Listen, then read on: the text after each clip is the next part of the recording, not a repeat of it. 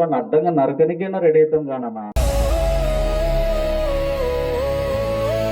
2009లో వరదలు వచ్చినప్పుడు కేంద్రం వచ్చేసి సూచనలు చేసినాయి. మీకు ఆల్రెడీ 31.9 టీఎంసీ కేసికెనాలకు కోటా ఉన్నప్పుడు మీరు ఎందుకు స్టోరేజ్ పెట్టుకోలేకపోయినారు? మరి ఇక్కడ ఉన్న పెద్ద నాయకులు విష్ణువర్ధన్ రెడ్డి గారు కూడా 2013లో వాళ్ళు ఒక చిన్న అజిటేషన్ చేస్తే అప్పుడున్న ముఖ్యమంత్రి కిరణ్ కుమార్ రెడ్డి గారు మరి జీవో నెంబర్ 100 రిలీజ్ చేసి 55 లక్షల రూపాయలు రిలీజ్ చేసి ఆర్వి కన్స్ట్రక్షన్స్ వాళ్ళు 2500 కోట్లు దీనికి అంచనా వేసి మరి వాళ్ళు రిపోర్ట్ ఇచ్చిన పరిస్థితి. మరి మనకి ఎందుకు ఇంతవరకు గుండెలు రాలా? దీనికి ఒకటే ఒక కారణం ఏంటంటే మన ప్రాంత ప్రజలు, రైతులు. పక్కన పొలంలో ఎవరన్నా ఒక అడుగు యూతులకు వచ్చినారంటే వాడిని అడ్డంగా నరకనికైనా రెడీ అవుతాం కానమ్మా. నీళ్ల గురించి అయితే మనం కొట్లాడే తోయ లేదు. ఇదే రైతులు కర్ణాటక వాళ్ళు ఏం చేసినారు? తుంగభద్ర డ్యామ్ లో 130 టీఎంసీ కెపాసిటీ ఉన్నది. సిల్టేషన్ మట్టి వచ్చి పూడిక వస్తే వేల కొద్ది ట్రాక్టర్లు తీసుకుపోయి వాళ్ళ పొలాలకు అక్కడ ఉన్న మట్టిని తీసుకుపోయి ఎరువులకు వాళ్ళ పొలాల్లో చల్లుకున్న పరిస్థితి. అంటే వాళ్ళకి ఎంత చైతన్యం ఉంది, ఎంత స్పృహ ఉందన్న రైతులకు మనకు లేదు.